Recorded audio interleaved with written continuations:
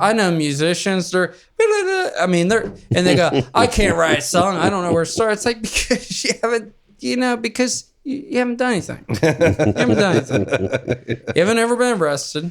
You ain't never been in trouble, And it's like, and they're like, well, I don't want to be. And it's like, that's good. And I understand that. And look, I don't wish to be arrested either anymore. But the thing is, you have to live something. You have to live life, right? You do.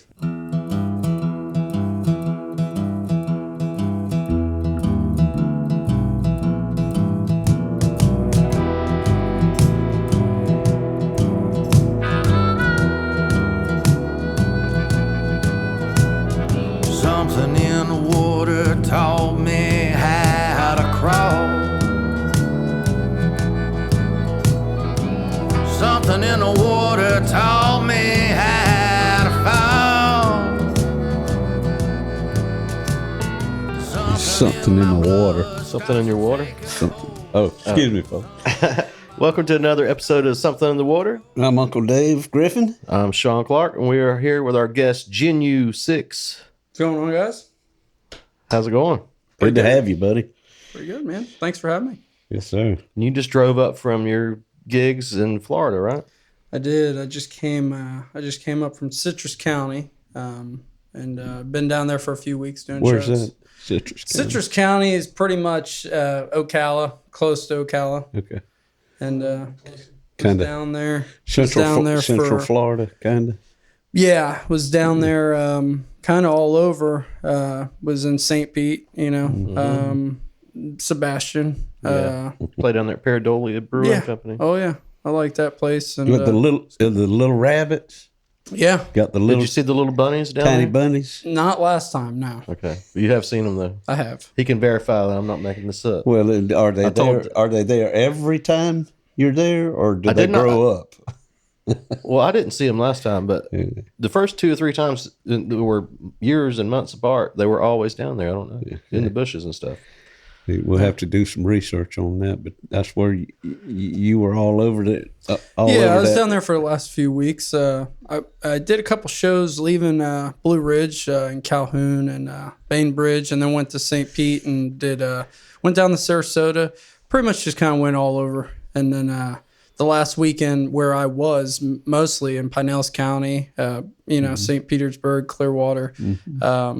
That was like the weekend before the last weekend, so it was nice because it was a lot of driving, and then it was just all right there. So it worked out good. Cool. A lot of people. Do you have a following down there or something? I mean, Or is it more just so now road that I've work? actually left.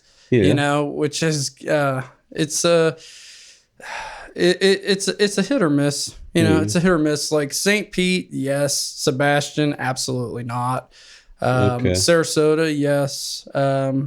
Winter Haven, not really, but the owners really like us.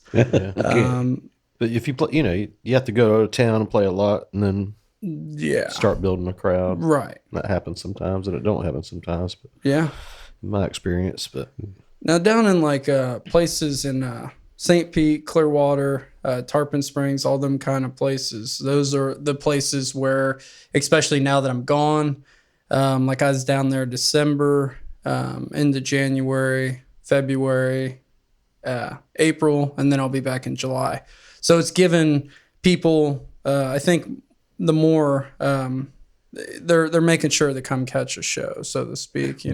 Where before we just played all the time, and sometimes They can miss you when you're gone. exactly, I'm hoping, but there were a lot of people this time around that showed up that I did not know or didn't meet, and I started seeing that the last couple of times, so it's been nice.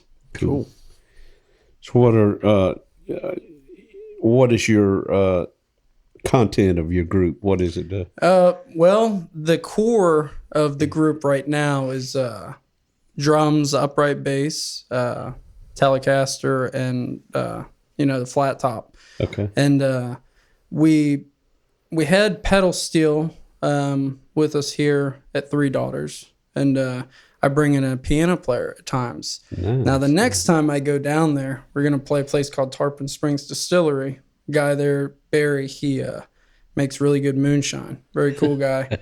And I'm gonna bring in the pedal steel and the piano. So I'm gonna bring in. It's gonna be a bigger show. Nice. And Tommy Keys, which you guys know Tommy Keys, he played with Tattoo Annie project. Oh, okay. Yeah. So he's been boogie woogieing right. with us a little bit. And Yeah. what I'm trying to do is, Josh Manucci, my upright player, he's probably played with me more than anybody, at this point. And Tommy, he's a great piano player. And Camden Pugh from the Stillhouse Shakers. If you guys are familiar with them, they're an old time string band. They've had the same gig at Owens in Sarasota for years. He's a fiddle player, banjo player, but he's got a pedal steel. So I like to incorporate all these different, Camden, he's from West Tennessee. Perry, he's from Mississippi. He's from New York. It's just trying to incorporate all these root styles that everybody's from and really flush it out. Cool. Yeah. And the band's name is the Jenu Six and the Old Souls. The band is the Old Souls. Yep. And that is they're all a collection of that, And Tommy loves he loves New Orleans jazz, and he brings a lot. He brings a lot to the table, and we like to do like you guys do. Deliver high energy. High energy. But you're back and forth between Blue Ridge, Georgia, right, and Florida a lot. Yeah. Right? Do you stay down in Florida, or you just go down there? No. And play? I've been up here since up in Blue Ridge, which is.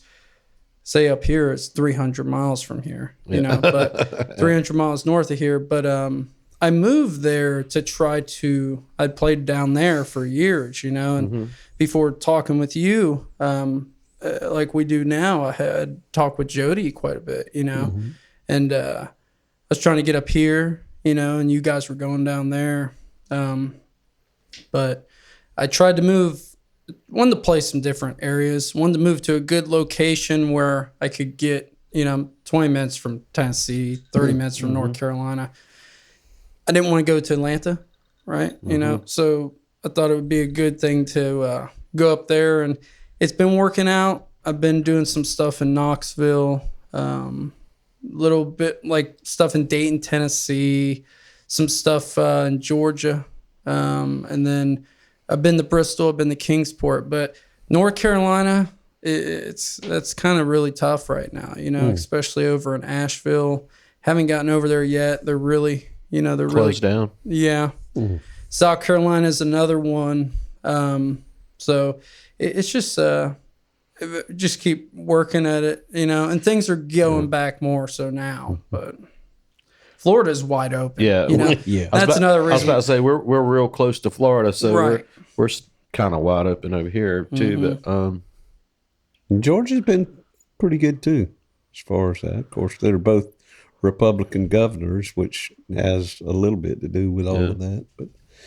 But I'm glad to see that it is starting to get more back to a normal thing for the musicians, for the playing and everything. And the good thing, I haven't heard of any, since it's been opened up and people have been more lax about everything, I haven't heard of any major cases or spikes or anything like that. So I think that we're kind of over getting past that. I think back in the months ago, they were saying that the summer was going to be rough. Once it started opening back up, they were talking. Yeah, well, they were afraid of that, especially when the governor of Texas did his thing, about a month ago and said, we're going full tilt, folks. Full tilt boogie. Baseball, 100% fans in the stadium, for baseball season, and which was about a month ago. And but now here a month later, there are no spikes and there are no more cases than normal after having done that. So who's to say this damn disease is such a random thing? It's there's no way to put a finger on anything with this. Yeah, it's crazy. My dad, he's 75. He just turned 75 in March, and he just got his second shot. He got that Pfizer one. That's what I got. Okay. And he's a veteran. But I was out west, when all this was when it all started up, I went out west and was traveling around a little bit, but of course, careful precautions in Colorado. I mean, they weren't playing around, so, but I never did get sick, or if I did get sick, I have no idea, Right. I guess some people can be, I haven't been asymptomatic or whatnot. I've been done the quick test, but I don't know if I have the antibodies, if I've had it before or not. But well, they say if you have O negative or O positive, I can't remember which one, but I do have one of those, and they say that you could, you wouldn't even know it. Right. I don't even know what blood type I am. So Yeah. Well, hope I don't go bleeding out anytime soon. Get a tattoo of it. Oh, positive. Well, it was a crazy year. That's for sure. It was for sure. And you know what? I'm glad that I say the same thing as you. I'm glad that things are picking back up, and really is outside of me playing, whether it's solo or with the band. I actually really look forward to going out and seeing. Right? Whenever I brought a girl up to, it was a couple of years back, I brought a girl up to Vidalia or Lions, whatever, and seeing Stag? you guys at the Red Stag, and Jody, Jesse, and Connor, and that was a real fun night, and that was one of the last shows I seen. It's crazy, and I just it's nice, people. Music is it, It is it. Yeah, our recent shows, we're seeing people that we haven't seen in a year, and they're like, "Oh, we're coming out now because we got all shotted up." That's it. That's it. Because when there's a scarcity of something, right? It seems like that, and you really, and that's the thing. I'm even though with driving, I went down there on the second weekend of April. I'm just getting back up here now, and I go back home tomorrow, and then I have to go to Knoxville and Bristol. And as much as sometimes I get tired from driving, and you guys know, I'm like, this is really, I'm very happy with doing it. It's like a love-hate thing with the driving. I love to go when I'm doing it. I'm like, I can't wait to get there, but quit driving. But sitting at the house for 4 or 5 days, I'm like, it's time to drive somewhere. Yep. It's getting a little tight around here. For sure. The walls are closing in.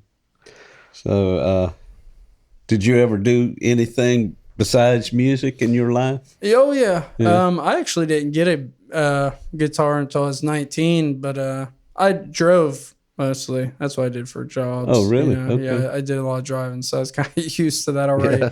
I was a butcher. You already had half the job down. Right, had half the job down. Were you a CDL driver? I did have a Class A permit, and anyways, I talked to a lot of people from a school that I won't mention, but anyhow, and my dad drove truck for years. Yeah, my dad was always gone when I was growing up, always gone, and. Yeah, they don't do too well. They don't do too well. And I talked to a lot of them, and they're, I know the way I am in a few weeks of driving around in a van. I mean, so it's I can imagine, you get the wears on you. Yeah, and because you're gone 3 weeks, right? You're back. I mean, that's how my dad did it, is back, gone 2-3 weeks, come back. Maybe a few days, maybe a week. You never knew. Back again, because when they call you on that load, you gotta go. You gotta go. And missed a lot. We missed a lot of time, and but it was just my dad was exhausted when I was growing up. And I get a little taste of that. But I do songs for the truck drivers all the time because it's no joke. Do you ever you remember those Red Sovine? Oh yeah, classics. Yep. Red Simpson, Red Sovine, Dave Dudley. Yeah, Dave Dudley was a big one. Yeah. I actually just sent Sean. I think it was 6 Days on the Road. Yeah, well, there's 6 days on the road, but there was that other one, and I love I've never heard. And I love the chorus of it. It's like it's like had a baby just 2 6-packs away. Yeah. Yeah. I got a baby just 2 6-packs. And in the chorus, the guy's just like, yeah. Dude, great chorus. Oh, Red Savine. I guess it was Red Savine. Teddy it was Bear. a Teddy Bear. Yeah, Come on Teddy back, Bear. truckers. Come on Talk back. to Teddy Bear. Yeah. And he said, and that little boy, he laid up in the window. Oh, man. And giddy up, go, Daddy. Giddy up, go. Yeah. And it was so corny, but yep. oh god, thinking I back think, on them. I think they were more so like Evil Knievel and stuff back then. I mean, I think I really coal miners, blue collar workers, truck drivers, but no doubt about it. And when I am playing at places in certain areas, I always take my hat off and and the people, even though they might, some of them would never even think about it. And then when I do, they go, yeah, and they gain an appreciation. Try to, because I'm like, we drove a long way here to play for you guys, and this is really, it's you're delivering a different good, but I try to we try to go for the underdog, It's cool. That's cool. Well, they are. I mean, salt of the earth, blue collar workers and the old truckers were definitely that, rednecks and sunburn on that arm all the way up to their sleeve. Yep. Right there. Left arm tan. Left arm tan. And the CB craze back in the 70s. I remember we were playing. I was in a band in the 70s, and we all, just about everybody in the band had a van, and we'd haul our equipment in the different vehicles, and we got into the CB thing, I remember my parents got into it too. And my handle was Coma. The Coma Kid. Coma Kid. Because I could sleep anywhere, even behind the wheel. And let's see, John Smith, our drummer, was named Country Ham. Country Ham. I can't remember what Ricky Alderman's, he was our keyboard player. I can't remember what the other one's nicknames was, but that was so, I can remember it right now. It was so fresh, it was the CB. Yeah, everybody had to get one. Had it mounted in your roof. And it's like an iPod. Had that thing, pull that mic down and just, you could switch up to, I can't remember how many channels, 16 or so channels. Go around the dial there. I'm going to get a CB in my new van. It's so much fun. You get on. I just want to be able to talk to people out there too, right? on, because you get a little bit, Any bears in there? I called my bass looking over player. your shoulder. Yeah, I called my bass player today like 4 or 5 times, and I talked with Sean a couple times, and he was busy working, and just like, hey, what's going on, buddy? And he's just like, oh, same thing, just working. I mean, I'm like, but when I started up in Georgia, his mother actually lives in Villa Rica, and so he actually did those 2 shows coming down through Georgia with me, and those on the upright bass. But no, I think I like the old stuff, and like I said, my dad's 75. My uncle who taught me music, got me going. He's passed away now, but he was, he is in his 80s, so that's where I get a lot of the, probably the old, the old stuff from, Just feel. Yeah. You're very, the stuff that I listen to, I enjoyed the heck out of. And you're real. You coming from an old school, right? Direction there. Old soul. Old soul. Old soul. That's right.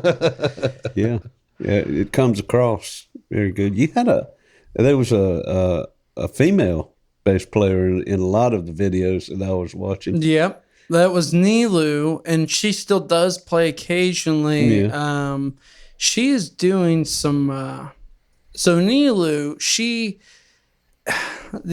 everybody, you guys, go. They play with other people. That's fine. I never, it's fun, but they go, and she's been playing with a really good band that I like a lot. And I actually got their sticker on my van, but they're called the Wandering Hours, and she's been playing with them a lot. She actually just came from North Carolina, from Hendersonville. She went up there to play a festival with them, and she was supposed to play with me in Knoxville on Thursday at Barley's. Anyways, she said she's a teacher, so she said that her job was not happy about whatever, so she's got to go back. So Dylan from the Ghost Motel, he has found a replacement for that show. Yeah.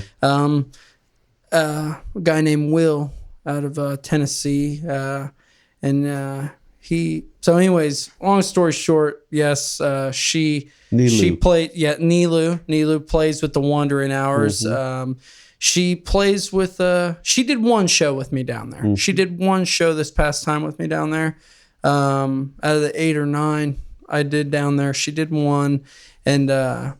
But Josh is really the core part of the band. I've used there's been probably 20 or more people. Yeah, we've been through a lot of people through. And through their last. And I got Perry Murphy. He's from Mississippi. He lives in Zephyr Hills, Florida now. He's on every one. Josh, he's committed on every one. And I did have a drummer that was committed on everyone, but now there is a little change up with that. So now I got to, he'll come in from time to time, but now I got to do another drummer. So, and this all I just found out here very recently. So. Yeah. It's a challenge, isn't it? It's a challenge. It is. And he's a Latin percussionist, and I think he was getting a little bit bored with the train beat. Yeah. Yeah. A lot of people can't. It's hard to do. Drummers frown on the train beat like it's nothing, but then some of them can't play the train beat. Right. Maybe that's why they frown on it. Yeah, they're like, man, not that. Yeah, they're not good at it. It's difficult to do. We had a guy fill in on a show that he was unable to hold up on his commitment. There was something going on with him that he had to take care of. Anyways, Joe Martin from the Cadillac Cowboys, you may have heard of them. I believe, how do you pronounce her name again? Michaelin. Yeah, I believe Michaelin she Boney. went down there to Florida and played some shows with them. I think she was a guest on some of their shows. Okay. At Brady's Barbecue. Yeah, I saw her things with like some that. band down there. Yeah, that was the Cadillac Cowboys. Anyways, we got him, and man, he knew what was up. He knows the train beat. He knows the train beat.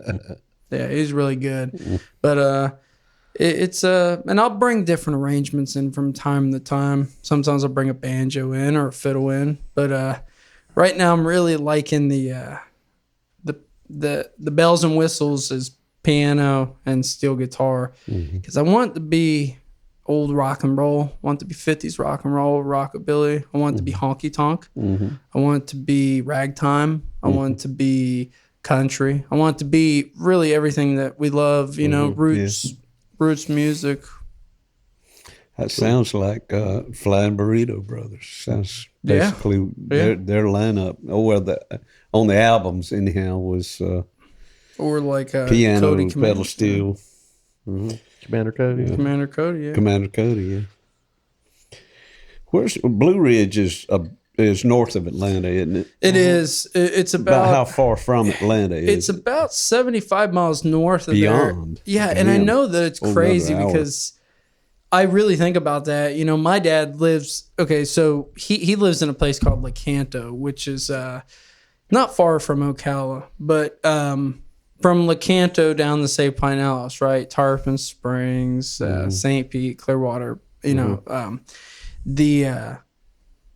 it's a very different world, right? And then Atlanta, and then up there in Blue Ridge, it's just really crazy, you know. And I can't even believe that you forget it's that close, you know. You're just like it's anyways, hour and a half, couple hours away. I'm pretty sure we vacationed up there one summer in Blue Ridge. In Blue Ridge, we were part of this. I made the sad mistake of buying a condominium at Orlando. I remember that. In Orlando. You know. Yeah. You know. Yeah. Well, you go down there and the share thing, and you say timeshare. You're looking around for some deals on some Disney tickets, and there's just all over. There's kiosks and signs saying just a 90-minute. 90-minute. What do they call them? Damn survey or something like that. Yeah, well, it is a pitch, but you go to the timeshare, right, and you sit with a guy, or they tour you around and show you into the rooms at the timeshare, and then you spend about an hour sitting down with this salesman at a table in a big room full of other potential customers, and they're throwing these numbers at you left and right, saying, "What would it take to put you in this today?" You know, and no matter how hard you resist, no, I'm sorry, we can't do that. You just keep saying no until 90 minutes is up. Then you walk out with your free Disney tickets, and we had a big family. You know, we had a lot of kids, so it was always imperative that you say no and get to the end of this timeshare demonstration. And one year, I fell victim. I didn't say no enough. Mm-hmm. And damn, that was the worst mistake I ever made. And Coca-Cola waiting outside for you. Oh, man.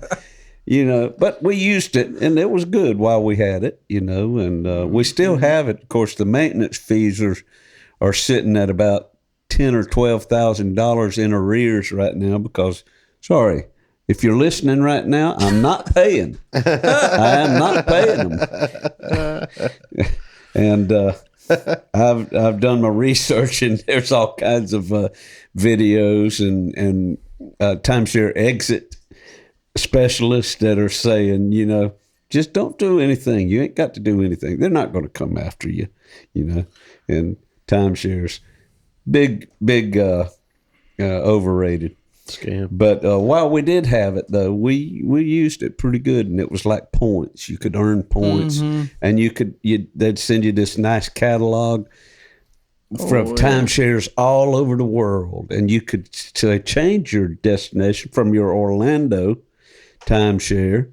You could pick Blue Ridge and or Key West. We went to Key West one year, so that part was good. We were satisfied like different with resorts and things like that are lined up under something, right? And it's this big conglomerate or whatever, if I'm pronouncing it right. But it's crazy, because here's the thing that blows me away about it is there are these people right now that literally they do what we're doing right now. They do it. I'm talking about, hey, you know, how can we, right? And they're so smart, you know what I mean? They're just so smart, and they're there to figure out how to get your money. There you go. Get your money. Get you to say it's a lot like tempt you like a used the devil, car salesman. You know, very similar. You know, but the thing with Disney and outside of that, and I think this is hilarious, and you know how we were talking earlier about the Colonel and Maryland fried chicken and all that is with Dave Thomas working for the Colonel is that I had also heard that in Disney they have an underground tunnel. I think a lot of people know about that. There's an underground tunnel that goes underneath Disney. There's a whole city underneath it, right? Oh, really? Yeah.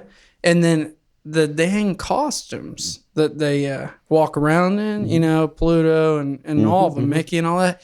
These these costumes are air conditioned, and they're about $10,000 or $15,000 air conditioned costumes. So they're walking around these costumes, right, that are big money, and it's just amazing. I mean, and $10,000 or $15,000 for a costume to them it's a whole different level that I can't even fathom. Yeah. But they hold it like they're very smart. They're geniuses. It's crazy. Yeah. What's in the underground? The character. They're walking around because they don't want to go around. I gotta be. They don't want to get bugged. Lunch rooms and stuff. They're dressing rooms. They got Snow White running out one, and other Snow White coming down. Right? I gotta be at the Castle on 5, and they're like, yeah, it's like Pluto. Yep. Don't you mess that uniform. Don't you mess it up. Pluto gets $15,000 right there. It's probably a big underground bar. Probably so. They're like, man, I need a drink. A kid's done puked and pissed on me. I used to go to the amusement parks down there a little bit, and I actually lived in Winter Park for a short period of time when I was 19. And anyhow, they are, once you go to them, right, it's like anything else, right? They're just, to me, it's too much walking.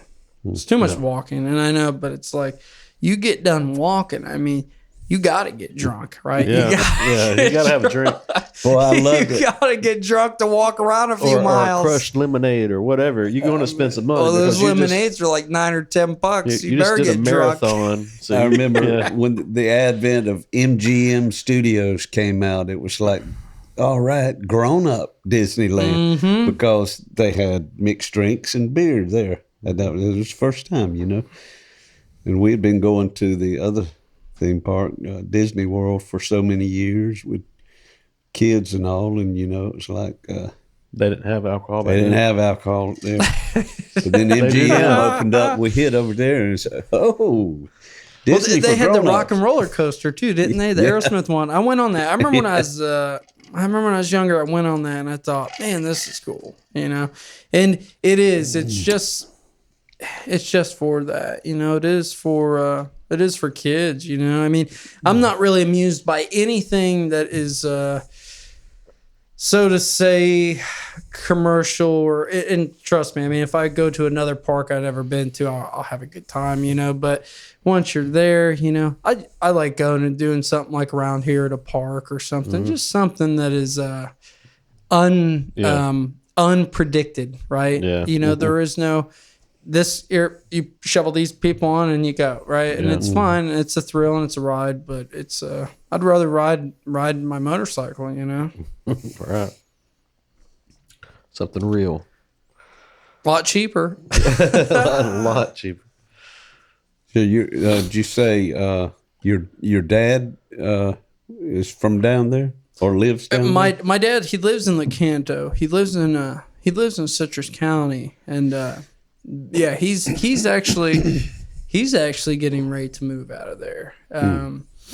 He's getting it's really too hot for him down there, man. You know, up where I'm at, it's about 1,500 elevation, and he's in an area where he's about 75 miles from my sister, and she's busy, you know, and I have a nephew, and he's just looking to do something different. And he just came up in March, and I took him trout fishing, which was a lot of fun for his birthday. I saw some pictures of that. It was cool. Yeah, and he did. I'm not good at fishing, but we like to hunt, we like to fish, and he's thinking about coming up there to Tennessee, you know, to up around that area, and he's looking to he's essentially looking to get back to the mountains, you know. He's really trying to get back up there, and it's just down there it's you know, it is a very the pleasures are different, right? You know what I mean? It's the same kind of thing. You drive out of the country, because he does live in the country. He lives on 5 acres, but you drive out of the country and you're in Homosassa Springs, home of the manatees, right? And that's all good and dandy, but he just wants to get back up somewhere where the resources are plentiful and he can just go and do what he always did, I think he's been down there a long time. Did you been down there a long time? Live down there too? I did. I lived up down there. I'm originally from Fairmont, West Virginia, and moved down there. Lived down there for several years, and then I moved to Austin, Texas. I went out there to give that a shot, and that didn't go too great. Really? But, yeah, no, it didn't. I've always wanted to go out there. 6th Avenue or 6th Street and Congress Ave, though, that's like Continental Club, Del Watson, right? The Derailers, Wayne Hancock, people like that. That was all in our kind of vein of stuff. But 6 was just like, it was real rock based. It was just really rock based, and for what I do, especially back then. Yeah. I did play at an old, one of the oldest honky tonks out there at a place called Giddy Ups. In South Austin, but I went out there with a motorcycle. I didn't even have a van. It was like kind of, it amped me up when I came back to Florida it's weird, how that goes, right? I did the same thing in Nashville. I went up there without a band, trying to play. I didn't know that. And just playing in some barbecue that's not even in Nashville. It's over here and wherever. Right. And they're like, there's music here, Right. Just like, hey. Yeah. And it is weird, but one thing and I've said several things about Austin, but I like Austin. I think it's a cool place, but it's like anywhere else. Some of the people, they're just, I don't know, man. They're, I assume Nashville and everywhere. But see, for Nashville, though, they're more geared towards saying, like, hey, we're here to work, right? Austin, they're more there to be cool, right? They don't really care they don't got to work. They somehow have money, right? A lot of, now, not the country guys, but all those rock and roller dudes, a lot of them, hipsters, kind of. There you go. Yeah, hipsters. They did, and they... it was the kind of place, it's kind of like another place in North Carolina. You go there and sometimes it's like, it's just the way that it's an attitude. You know what I mean? Asheville, right? Asheville. Not everywhere, just some of those places, and that's no news to anybody, but you go to some of those places and it's like, hi, how are you doing? And they're like, they're just, and even down in St. Pete, right? Yeah. I remember St. Pete used to be a ghetto, down there off of Central, you know what I mean? And now it is very nice, and there's not a lot of places like that. It's just a few, but I'm like, damn, this feels like Austin. You know what I mean? It feels like, and it's just because of the, I don't know, because of the hipsters. Yeah. Damn millennials and hipsters. Yeah. You know what? Well, it's like I've even talked to a lot of different, I don't know what's wrong with them. I think they might have had a head trauma or something at a young age, maybe. I guess it's anytime a culture starts to take shape, a musical culture starts to take shape, and it's a happening. It initially is probably pretty cool and good to be there, but as it grows and the reputation, and everything, years go by, and it tends to end up being a snobbishness, maybe. Well, the thing that's crazy about it is that culture that we're all thinking of that is not even that is really not a musical thing, right? It's a fashion thing. It's an intellect thing, right? Yeah. It's a put you down thing, and I'm not into that. Yeah. It's just you're not wearing the right shirt and the right. Yeah. You're right. You're right. Because the music don't change. The music we play the same music here in Waycross as you do in Blue Ridge, basically. There were people over there in Austin on bottles. I'm not kidding you at all. There were Playing people bottles? on bottles with a stick. I'm not shitting you. Bing, bing, bing, bing, bing. good at And this. man, they were going ape shit. Yeah. Dude, you had some guy get up there on a guitar, shred it, and they're like, it's just because they don't want to go with, they want to go the opposite way, right? And it's like, but you going, anyways. Dude, that's we not all know. cool. You just wrote a great song. That's not cool. Too cool for school. Yeah, too cool for school. And it's like, here's the thing. How about working hard at something? How about that? How about that? Because if you worked hard at something, you'd be too tired to be looking at somebody else. Yeah. You really would be. And but they have a general taste in music, you know, like and a general, and it's odd, you know, it's big, baggy yellow sweatpants and things that as absolutely nobody would want to wear, you know, but they're gonna do that anyways. Oh, man. But I'm really glad to be up here and coming through and seeing you guys. And it's been a long time. Been a long time since I've seen both of you. Been a couple years since Well, I've I seen don't you know at Red if I've Stag. ever met you. I seen you over there in 2016. Where at? Before at the Curly Fest before they moved. Before they moved it, it was when it was off of that. When it was sandy. at the Yeah, I did. They're both at the I river, did. but the one that was at the end of the road. I did one at the end of the road. It was before they moved it to the campground. It was in that nice little circle right there. I mean, you drive all the way in sandy. there. Yeah, Sandy. real Yes, sandy. yes, right, yes. And I do remember. Was she? I don't know how you remember anything from this because I know what you was doing. Yeah, that was the year. That was the year that I walked off stage. My wife walks up and says, "Stick your tongue out," and I went, and she slapped. Yeah, slap something on there. Yeah, and the next thing you did. Oh no, you didn't. Oh God. I really enjoyed that place. And aside, That was you know, nice. Very I did like the campground as well, you know, but man, I it really was hot and no shade in that place. yeah, I really It was hot as It hell. was, yeah. I really did enjoy that first place that I seen played that you one too? guys. And He was at that one too, you know. I believe so. You were there earlier. It's a You little may bit have hard left for me to remember. because he played after our set, Right. and you played sometime before our set. Yeah. Yeah. Yes, I do At the remember that now. campground. I do remember. The second place. Yeah. Yeah. Oh, hope you can't. We played after Sean put the lights out. Oh yeah. That was great. I love remember- that, man. I It's remember like, seeing boo! the power went down, and y'all just kept on going. Yeah. That had nothing to do with us.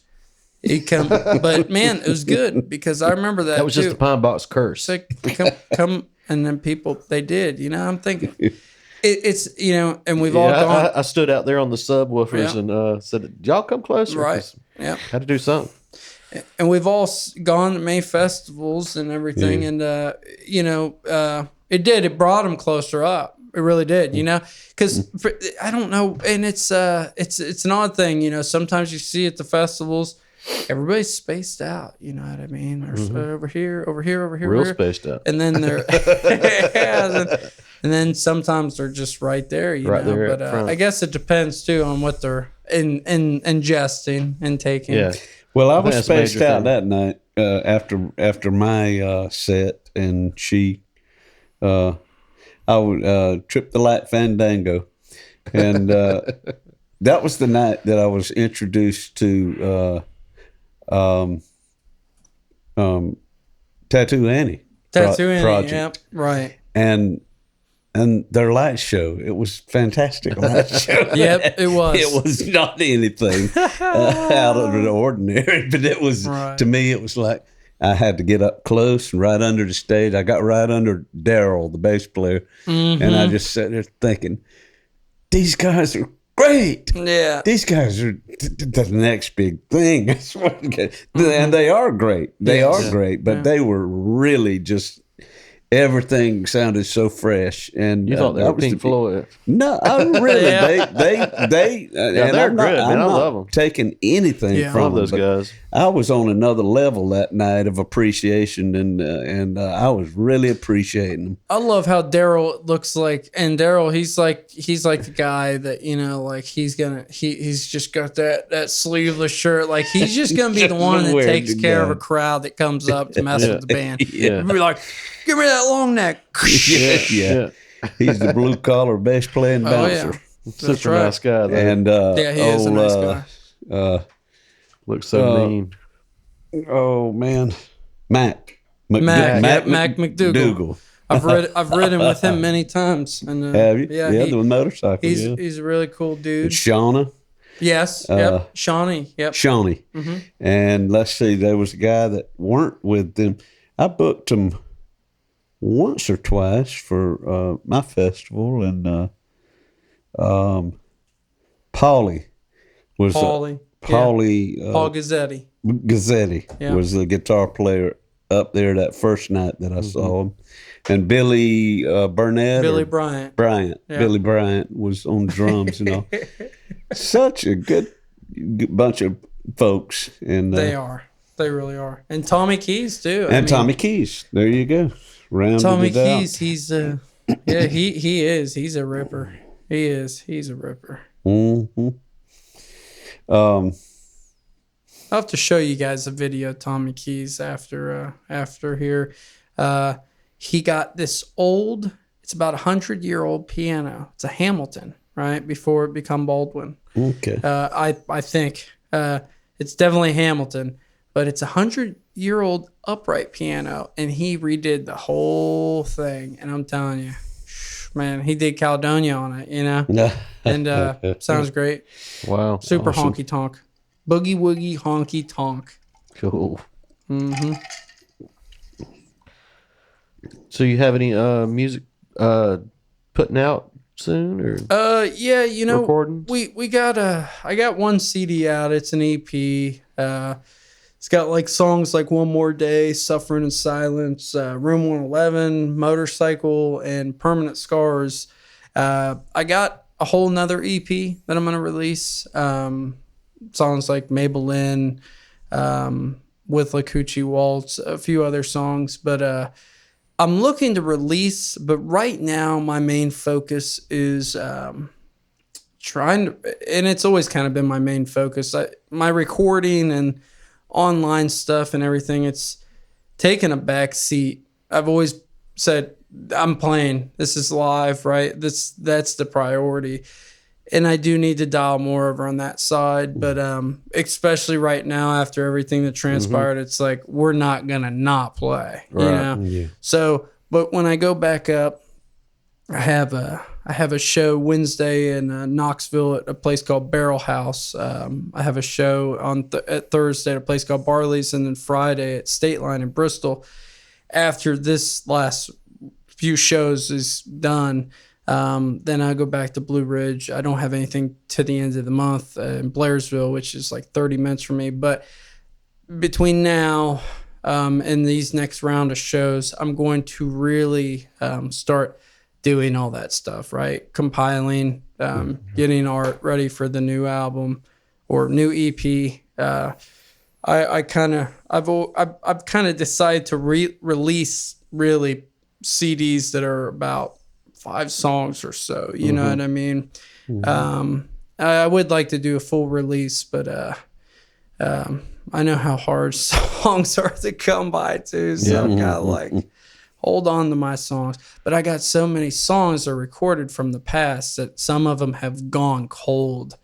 They haven't been played. They were hot, great performances, and now and I got to find a way to get that back. Or right, it just kind of, I don't know. Call it the something years. And the something years, or whatever the years would be. Yeah, it's like songs like Devil's Train, Mary Butcher, some of these old songs. And I mean, we got bootlegs of them. I mean, I sold bootlegs for years on the I did too, and I mean, for one simple fact and reason, I just did not have finances to go and That's why we do a did. CD. Yeah. I just couldn't do it. And with Dylan at Ghost Motel, he helped me a lot. He produced some good tracks. He produced some good videos. But and I realized this year now that I'm getting back here, I'm definitely going to invest, really invest, because now is the time for me to invest, especially with the people I have on board.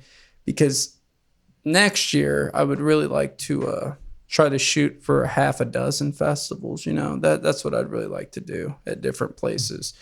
Have some good recordings out and really bring that full band out there. Not just the core, but really bring out the piano, bring out really bring a knockout show. That's what I that's what I envision. Cool. Well, your band members, they're scattered, aren't they? Different places. So how do y'all get together? Well, for a small tour, is it like, I'll pick you up first? No, well, here's the thing. So, for example, Josh, he's pretty much so let's say this, for example, I'd have to produce, and this is also gets to be tricky too, is so for festivals, right? If we go and play these festivals, they have to be booked on a certain level, and I have to give them a certain level, which really, to be able to do it, it's a high level, right? Yeah. So to get it, but I think it'll work, and right now what I'm trying to do is I'm trying to produce a package, produce a new video. Video hasn't been created yet, but produce a new video and say, look at all these highlights. Look at this, and I think that once I produce that to festivals, I think they'll be like, well, man, they got the boogie woogie on the piano, and they got this guy ripping the hell out of a Telecaster, and this dude over here, he's playing the pedal steel, and I think that they'll be like, I think that they will want to have that. Book you. To book it. They'll want to buy it, right? Sure. Because I'm not interested in just doing one style, like I want to do an old blues style that's tune. a selling point. I want to do an old boogie woogie. You want to do rockabilly. I want to do country. Versatility.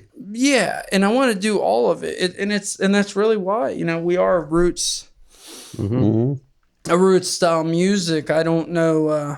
I like a lot of country music. I like a lot of Hank Sr., Ernest Tubb, Louvin Brothers. Where, Josh, he likes a lot of Lil Walter and Howlin' Wolf and Muddy Watt. And I love all that old era music. So I'm like, let's blend it all together, right? Yeah. Just like they did back, just like they did at Sun. What I mean? And called it rock and roll. That's it, right? That's it. That's awesome. Well, the good thing about it is that music festivals are becoming more and more and more popular than ever. I mean, nowadays you can find every little town in America is going to have their Ant Hill Festival or their Fried Crab Festival or their Saltwater Taffy Festival or whatever is central to that town, they're going to have a festival and name it after them. And then you got these entrepreneurs like myself, that just come out of the blue and say, I think I'm going to start doing this, and they grow into something fairly significant, Yeah. And those are all over the place for you. So that's a good thing. I would love to do something that is, I'd love to do some stuff in Georgia. I'd love to do stuff at like Swanee or whatever, right? And things like that. But love to do a festival in Austin. Love to do a festival in Nashville. Would love to do those different, and that's what I'm trying to do with where I moved to kind of say, I know what, a lot of people down in Clearwater Beach, I had a residency down there. Like, oh man, I love what you do. I'm from North Carolina. Oh, I love what you do. I'm from Tennessee. And it's like, You know, I kept hearing that over and over and over again, and I already knew it, but I'm like, I want to throw a lot of darts, right? And the thing is, I just really want to try to put it out there for everybody. And just like, you know, you guys, you know, you travel. That's what we do. We travel, we play. We don't play for one. You know, we play for everybody, you know. And it's a really fun thing. I just met a guy down there, him and his wife, at the second to last show in Seminole Heights. And he's like, "You going to be here in October?" I'm like, "Yep." He's like, "Will you play a private party?" You know, I'm like, "Sure." You know, and he's like, "I'm from Chattanooga." I'm like, "Okay." I'm like 75 miles from you, you know, and he's like, "Okay." So he's like, I just, and we do, it is different too. I don't do straight lace bluegrass, but it is, we all have our stuff, you know, we incorporate it to us. Yeah. Right. Know? That's like with our band, you know, a lot of people think, "Oh, you're bluegrass." I'm like, we're not bluegrass at all. Right. At all. Really. Right. I mean, we have, you know, similar tempos and stuff like that. But I wish I could play bluegrass. I do too. I mean, I'm just not that kind of guy. If I could classify y'all's music or maybe a technique of guitar playing, it's called Mexican machine gun. Mexican machine gun. It's like it is great. I really love that little thing that you do, and you do it in a lot of your songs. I don't know if you were. I would love to go back in time, and we lean on it a little bit here and there. Yeah, but that's cool. I'd love to go back in time and see when you first pulled it out of the hat and said, "You know, I hadn't really thought about that. Maybe this is, hey, watch this." You know, it's a dynamic thing. You know, it's like you're starting off at a tempo like this, then it's quarter notes, then it's eighth notes, and it's 16th notes, and by that time it's just like you can't even see his arm. It's moving so fast. Well, that was the crowd it's a build up, and then they drop the bottom out of it, and every time the crowd goes, "Woo!" Yeah, every time. So it's like a roller coaster. It is. Woo! That's funny though. But I'm really glad to be up here and be hanging out with you guys, and I really appreciate you guys for having me. Why don't we take a little short break right now and have you maybe come back and play some songs for us? Sure. Yeah, that'd be great. Yeah. Cool. Awesome. We'll be right back, folks. Something in my brain won't let me stray. Something in my veins gonna find its way. Something in the water taught me how to pray.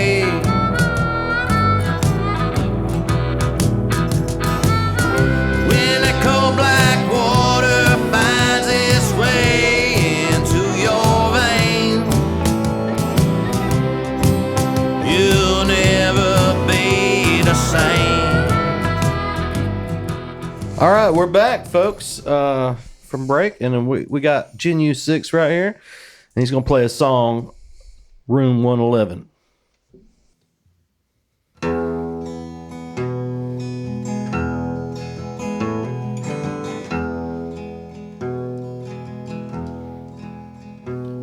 I'm here in this dark room of mine. Been here for a long, lonesome while. Says it's dark, damp in my den. But I'm doing alright in room 111. It's my home, it's all I know. And the women love people to come and go. Say it's smoke and full of sin, but I'm doing alright in room 111.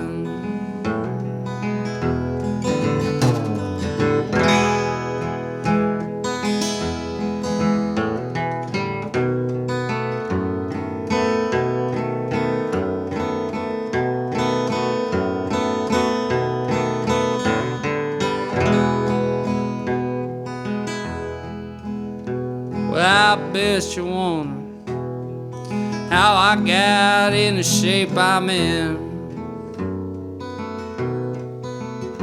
A few years ago, my life was going grand. Say I lost her love to another man,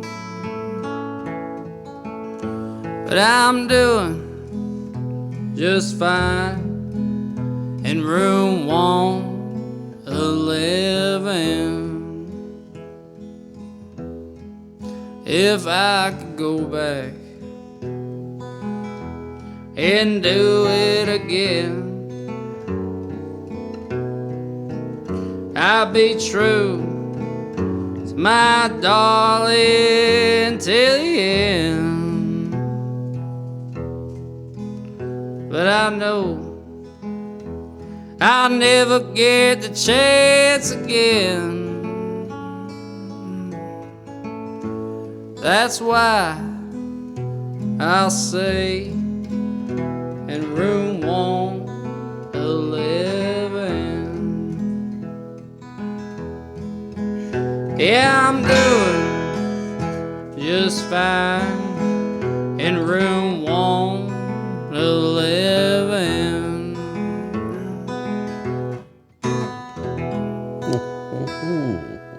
Right. All right. Room 111. I like Yes, it. sir. A little bit of a dark one there. Yeah. All right. You got another one? I do got another one here. I think I'll do you. Let's see here. I think I'll do you. Okay, don't know yet, but I'll get it right here. It's called "I'll Be Back Again Someday," and I hope to come back here again. We'll have you back. We'll have you back.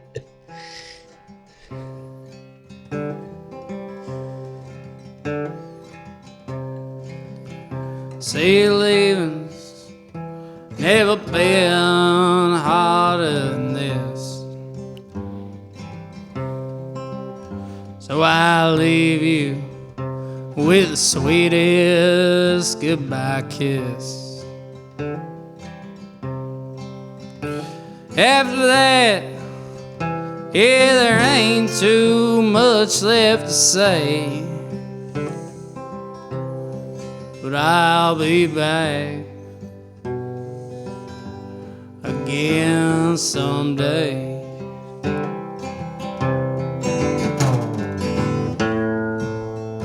When I come back to find you, I'll know you'd have found somebody true.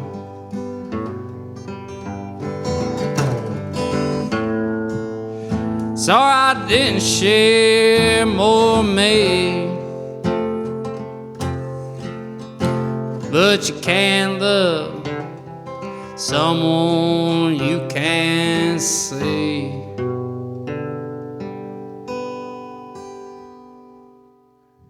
And I hope you'll stay in touch with me.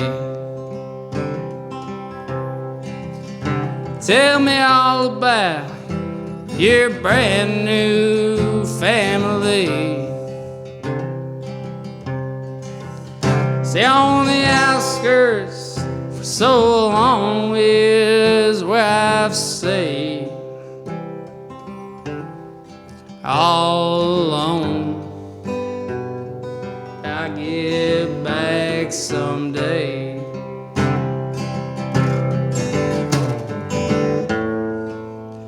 Your heart's been locked up too long, and I ain't got the key, just another sad old song.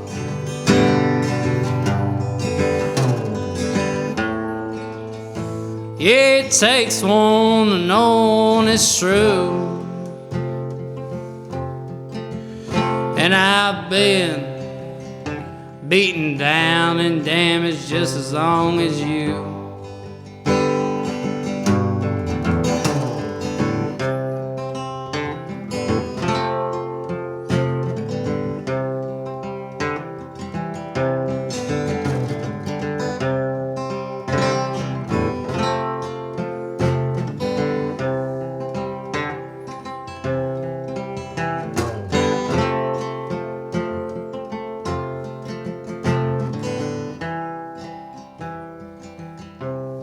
But I'll be back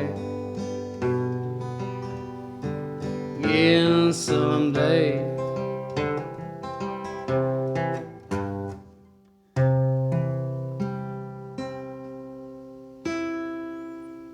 All right. All right, man. That's a newer one called I'll Be Back Again Someday. Very nice. Thank you so Very much. nice. Cheers, you guys.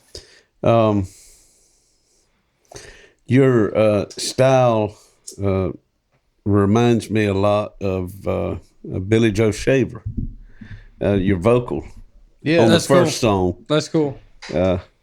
was I've never heard that before, actually. That's really a cool. comparison there. On I was sitting there trying to figure out who it was too, but that's a good. That is really cool. I've never heard that before. That's awesome. Cool. I'm glad to hear that. Yeah, that's cool.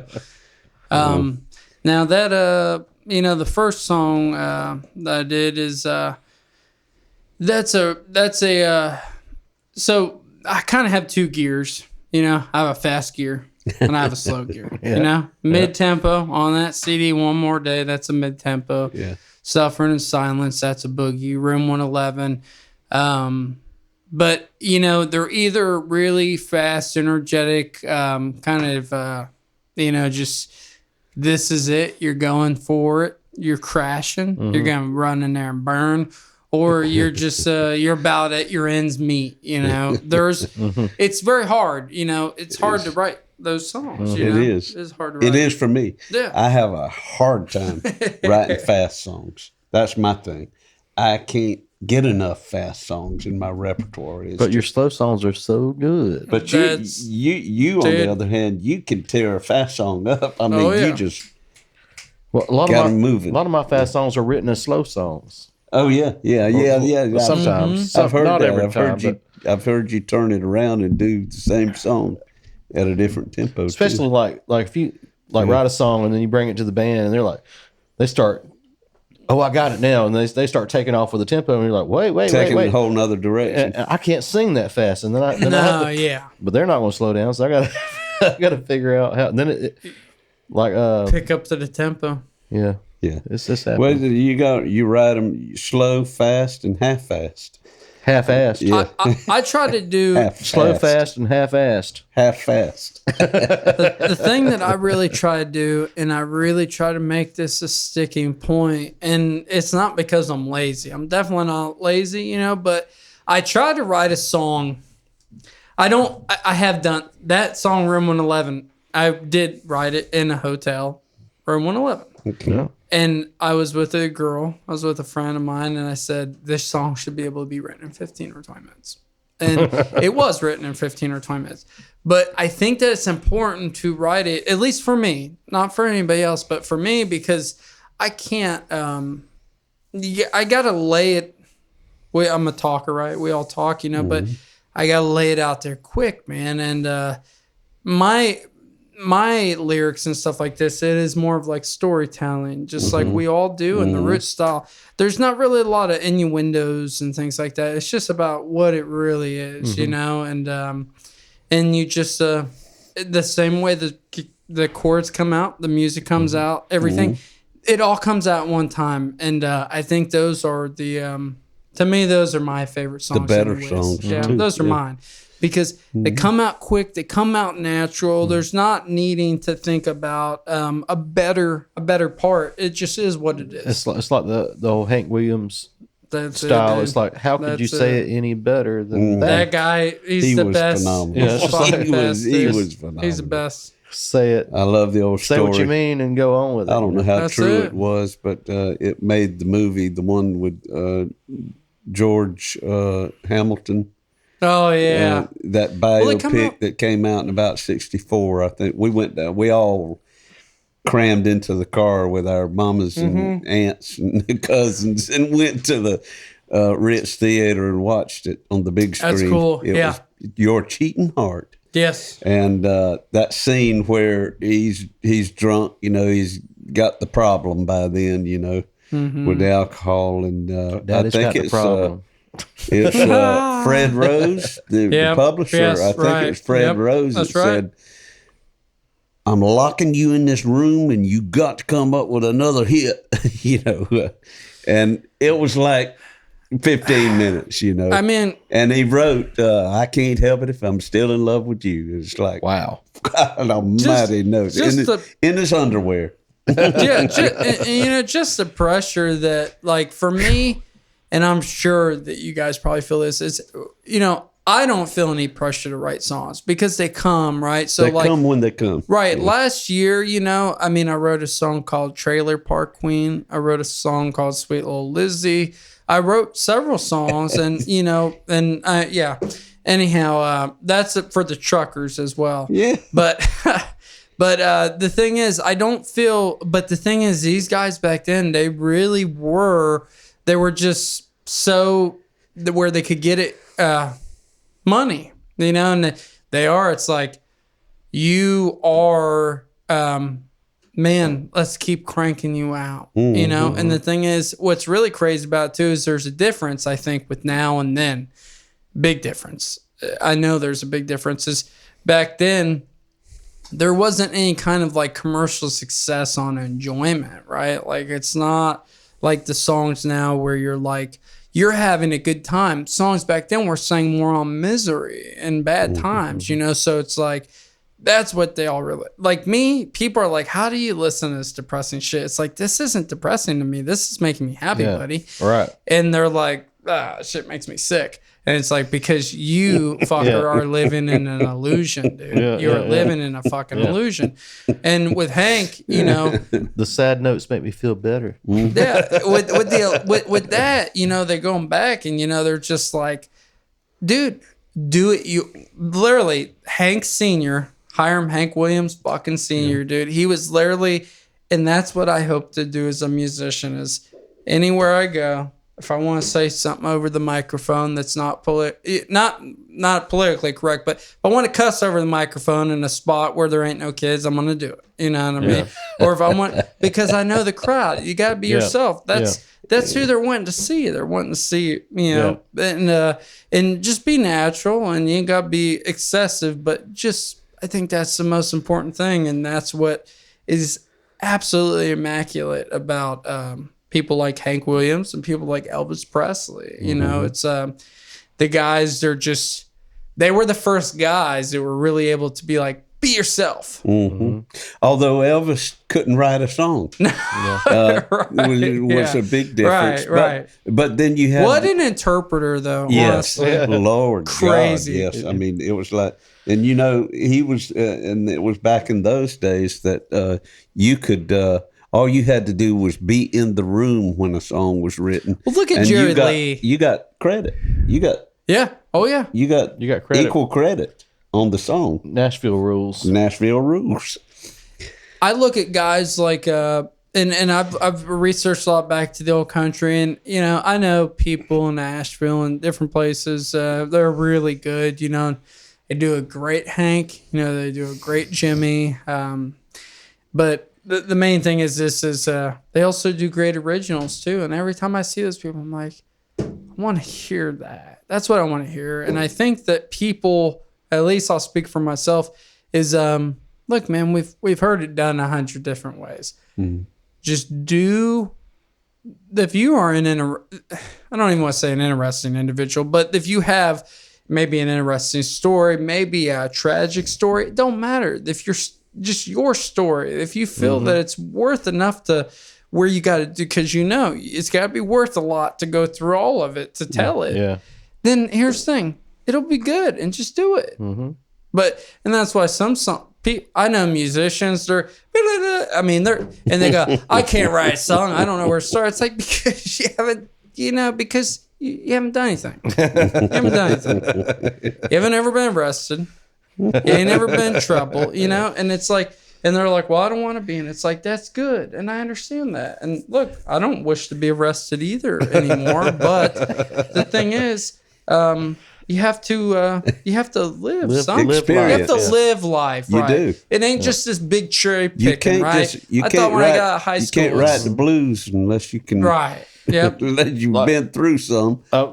Like for instance, what you're saying is like when young players are coming up. Yes. And I'm talking about like early 20s, late teens, and they're coming up and they're diving into the music writing, and it's like it's really good, and they're really good players, and a lot of times better than yourself. Oh yeah, and for like, sure, oh, my dude. God. They'll shred your ass. And but no, you can tell they haven't lived a life of. Yes. Really understanding the heartache and the pain of something. But that's what goes back and just makes me speak in so reverently of people like John Prine, who was 25 years old when Hank he wrote Williams. Old People. Hello in there. Yep. Hank Williams, Paul McCartney had such a grasp on it as a 20-something-year-old that they were writing songs way beyond their years. Ray Price, the last time that Ray Price had said, and Del Watson, we all know Del Watson. Del Watson's one of those guys, Wayne Hancock, right?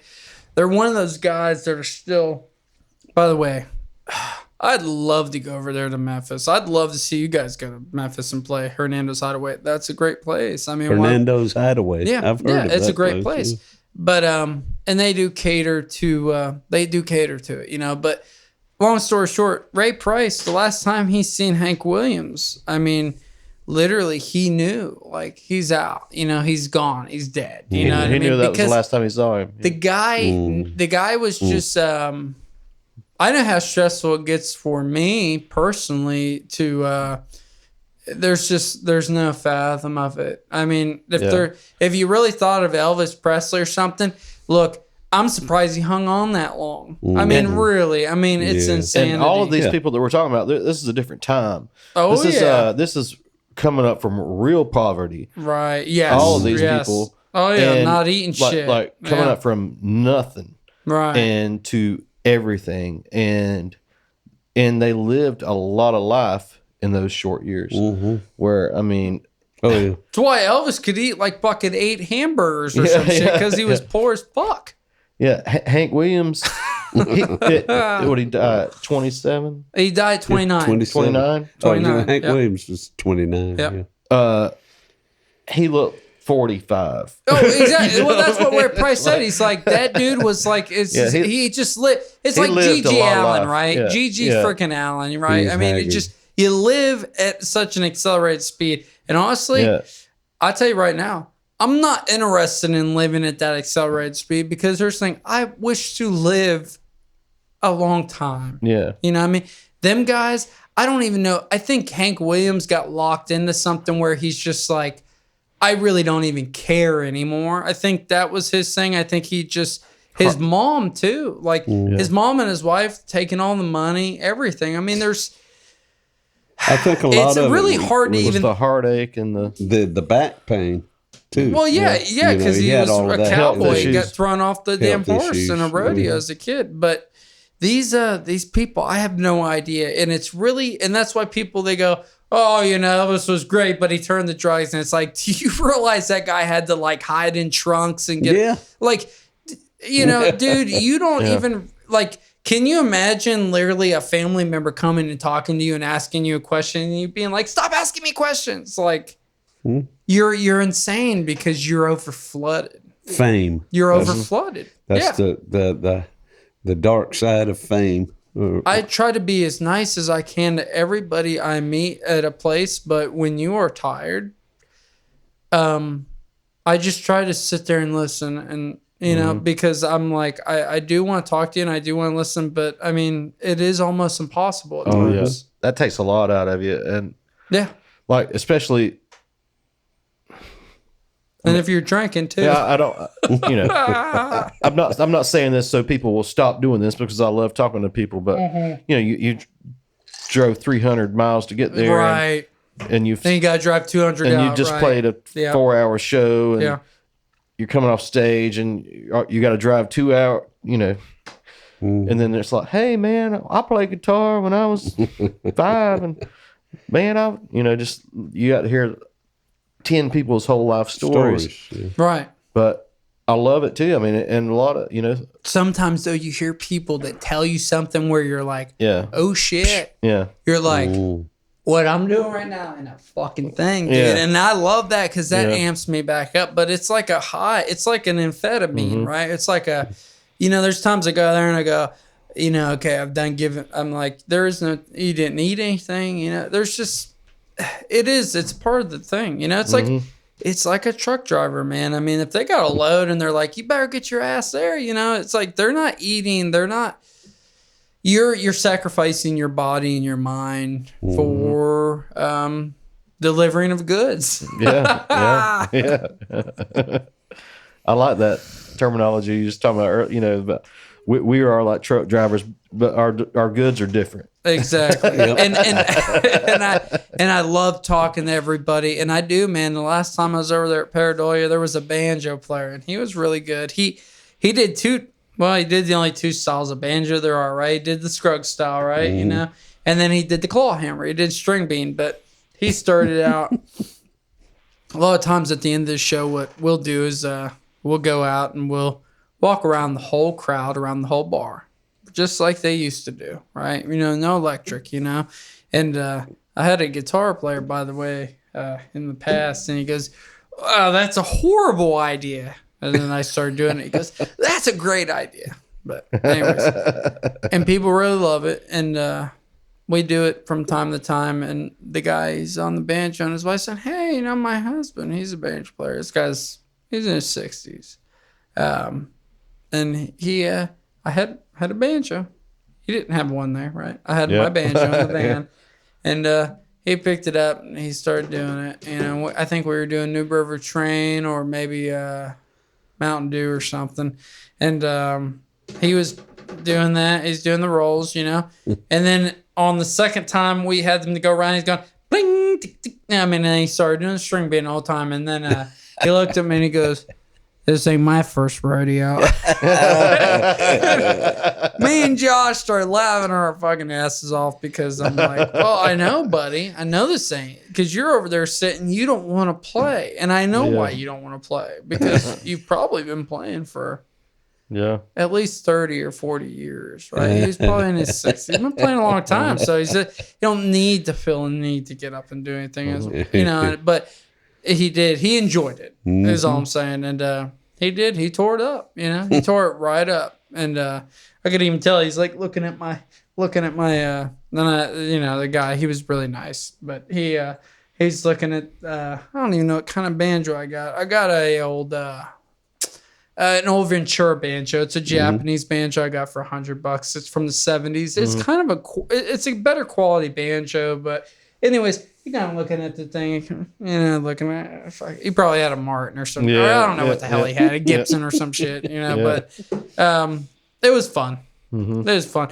That's the main thing I try to do at a show is I try to have fun, because if I'm not having fun, then nobody else is having fun. There you go.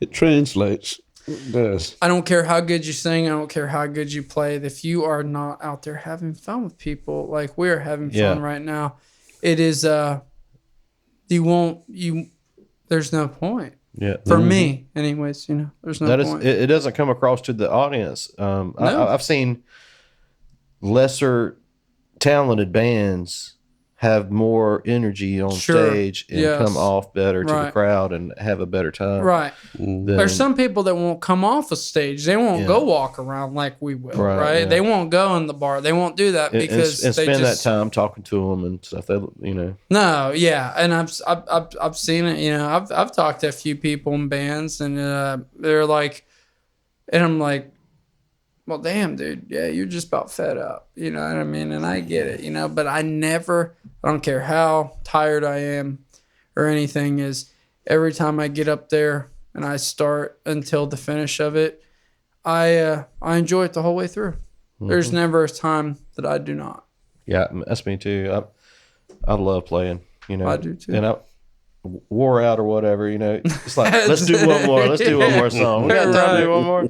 It's what we love to do. Because after this, it's all work. You're going to have to tear down and drive. Yeah, leave your flashlight, leave your guitar stand. Yeah.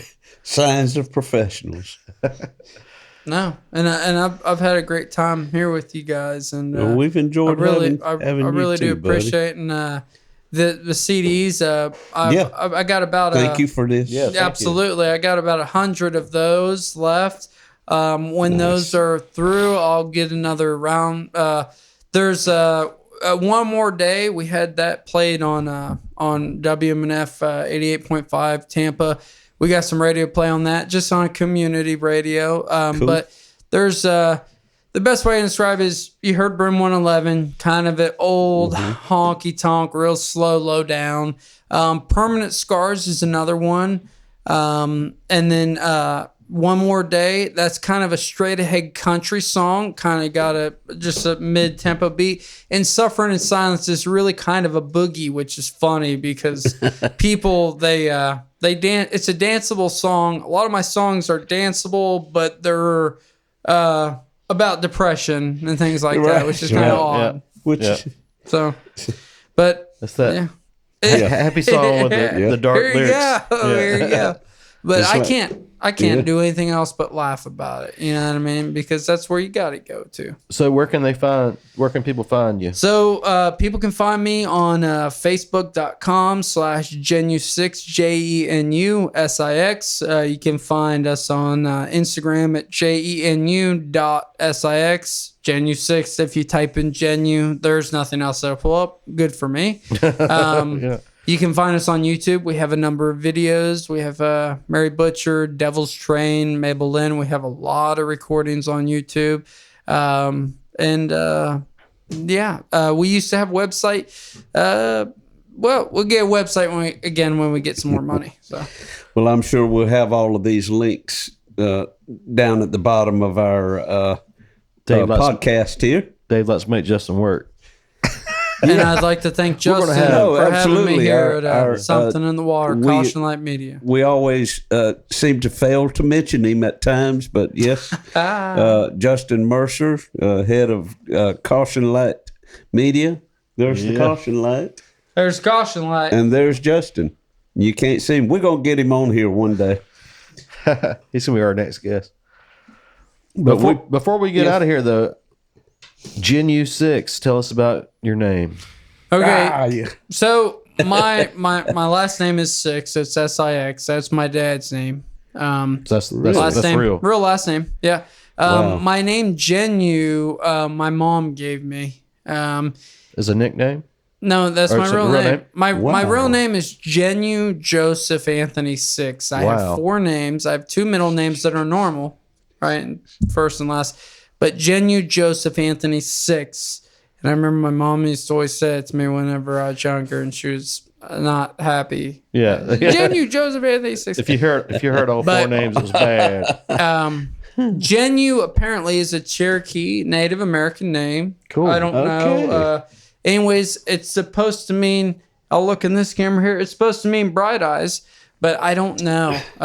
Here's all I know is I'm happy with my name. Like my name. Nobody has my name. Yeah, it's very cool. Very, very fortunate to have a odd, cool name like that. You were born with the stage name. It is different, right? It is because different. there's a video. I've been booked at shows though where fucking people have put me on as JENUSIXX, like fucking Nikki Six, and I'm like, dude, I'm like, I ain't no damn rock and roller, dude. You know what I mean? Fucking I ain't no rock and roller. But at the same time, I'm a rock and roller because we play honky tonk and country at rock and roll volumes, and we play original rock and roll. And I don't want a bunch of that distortion shit. So I don't like that stuff. I like it to be played with good instruments, clean, and I don't care about the instrumentation and the computers cleaning up. I want it to be even. I'd rather hear Hank Williams Sr. on a tape recorder.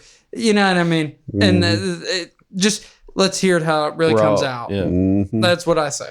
So thank you guys. Anyways, that's where my name comes from. Good time having you, man. Thank you guys so much. Well, folks, it's time once again for a tale of the week from myself, Uncle Dave Griffin. This one is kind of relevant to our guest today because it talks about a shared real estate that we have in common. I lived down in Tampa for about a year and a half, and I guess that's close to some of your stomping grounds. Sure. This one is called The Animal Cheer. And I'm going to refer to these folks, $1 Dollar Tree. For those listening, Dave put his glasses on. I just put my readers on. In the summer of 1966, we were in the final countdown to Daddy's retirement from the U.S. Air Force. For 20 years, he had been stationed all over the world, from Goose Bay, Newfoundland, and Guam to the shores of Tripoli and Vietnam. My older brother, Gary, was born in 1950 when Daddy was assigned to Maxwell Air Force Base in Montgomery, Alabama. 3 years later, I came into the world at the Army Hospital on Fort McPherson in Atlanta, where young Farron Young was stationed. Then in 1960, my sister Deb was born while we were living in Tripoli, Libya. Stateside, we spent time in Albany, Georgia, and Tampa, Florida. After Daddy returned from Vietnam in 65, he was ordered to MacDill Air Force Base in Tampa. We packed off again to Lutz, Florida, a sleepy little town just north of Tampa, and put down roots in a desolate trailer park surrounded by palmettos and pine trees. Just before the 65-66 school year started, we were approved to move into base housing at MacDill, so move we did. Out of all the years of traveling as the son of a serviceman, this was the only time we ever lived on the base. I had been to military bases many times, shopping with Mama in the grocery commissary, the base exchange, movie theaters, toy stores, restaurants, and ice cream parlors, all the while admiring the neatly trimmed, freshly manicured fields of grass and the well-laid-out network of streets and buildings. Now, I'm not OCD, but I've been organizing my record albums in alphabetical order ever since I was 16. You're OCD. Well, I'm OCD then. So, and it's all because of Air Force bases. So we lived in an upstairs apartment unit on Kenwer Loop. I would walk about a half mile to catch the school bus at the Little BX, where I bought Monster magazines and the Beatles' Yellow Submarine 45, and listened to Billy Joe Royal singing Down in the Boondocks on the jukebox for at least 3 months straight. The school bus took me to Monroe Junior High, home of the Crimson and Gray Rebels. After spending the entire 6th grade year in Waycross at Memorial Drive Elementary, Tampa and Monroe Junior High was quite a culture shock, but I eased into it pretty good. Going clothes shopping for my 7th grade wardrobe at the Zayre discount store and coming away with a lot of polka dot and paisley styles of the mid-'60s. My older brother Gary was firmly enrolled right up the road as a sophomore at the home of the Black, White, and Gray Knights of Robinson High, where during the Thursday after-school pep rallies, he first heard the animal cheer. It went like this. Hiss, ha, gee, ha. Hiss, ha, gee, ha. Hiss, ha, ha, gee, grrr. In the summer of 66, Gary headed back to our home on Dog Hill in Waycross. Daddy went on one last tour of duty, leaving me, my little sister, Mama, and our dog Sport. Man of the house, that was me, a short, skinny 12-year-old with a penchant for Marvel comic books. Our first crisis was immediate. Between the 4th and 13th of June, Hurricane Alma wound her way along the Gulf Coast of Florida, forcing our downsized family to evacuate the Air Force Base to a safe haven in downtown Tampa. Our dog Sport was not allowed at the shelter and had to stay behind. Outside of some minor flooding in low areas, everything was fine when we returned the next day, including Sport, who was the new man of the house. Summer of 66 came to a close. Monroe Junior High had an 8th grade desk for me. Daddy returned from assignment, promptly retired from the Air Force on December 31st, and we moved back home to Waycross for good. Meanwhile, Brother Gary had re-entered the student ranks at Ware County High as a junior, bringing the animal cheer with him. He turned his fellow Sigma Delta High Y classmates onto it, and they debuted the cheer in the stands of the Gator Den during the basketball season of 1966. It became an instant hit among the class populace.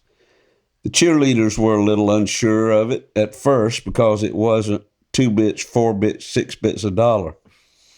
And faculty members were confounded by it in a Louie sense. What are they saying? Is it sexual? Is it not?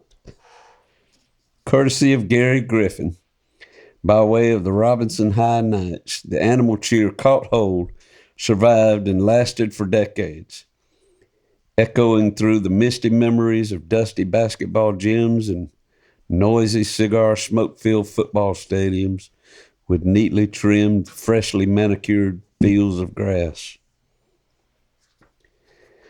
Well, that's another tale of the week for you folks. By the way, Farron Young is one of my favorite top 3 singers. All right. Love Farron Young. Yeah. Well, my daddy actually told me a story about it while he was stationed up there. I say that I was born in Marietta, but just then I read where I was born in Fort McPherson was in Atlanta. We lived in Marietta, which is right there. Yeah. You know, the two are so close together. And Daddy told me the story. He said, Farron Young was stationed at Fort McPherson when I was there. And I said, did you talk to him? No, but I waved at him across the field. Right. Yeah. He said he was, one of them was riding, I think Daddy was riding in a Jeep and he saw Farron Young walking across the field and said he hollered at him and waved. Farron Young was one of those guys where he was really the only guy back in the 50s. I mean, that he was put in with Ernest Tubb. He's put in with Hank. Webb Pierce came after him. I mean, Ernest Tubb, he was on the opera before Hank, you know, but he was like that. He was the youngest guy and people forget about him a lot, you know, that he was in with all the greats, you know. I mean, Ray Price, Webb Pierce. I mean, all of them Husky. Yeah, all of them guys. And Don Gibson, man. I mean, all of them guys. And I really love and respect the 50s and 60s country music. You got a handle on it. Really you do. It comes across in your songwriting and your style and everything. And I appreciate that story too. I do. I really enjoyed that. And you know what? I'm gonna have to get a book from you before I go because I'd like to read. I got you one out in the car. Thank you so much, guys, for having me. I appreciate it. It's good to have you. Thank you. Jenu Six, ladies and gentlemen. Y'all check him out online. And he's the real deal. We want to thank y'all for watching Something in the Water.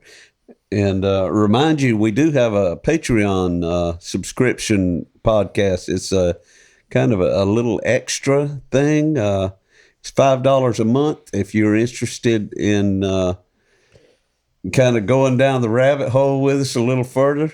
It's kind of crazy. Yeah, we're a little further out there. Yeah. little less G rated. more like XYZ rated. Yeah. And we'll have those coming up for you with some special guests and some shenanigans. But we do appreciate y'all watching, first and foremost, and want you to like and subscribe and rate and review, and email us at somethinginthewaterpodcast at gmail.com. And until we meet again, I'm Uncle Dave Griffin. And I'm Sean Clark. Thank y'all. Thank you, guys. When the cold black water finds its way across through your veins, it just might seal your fate.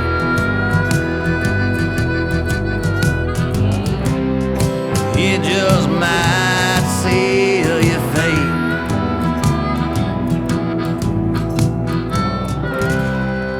It just might seal your fate.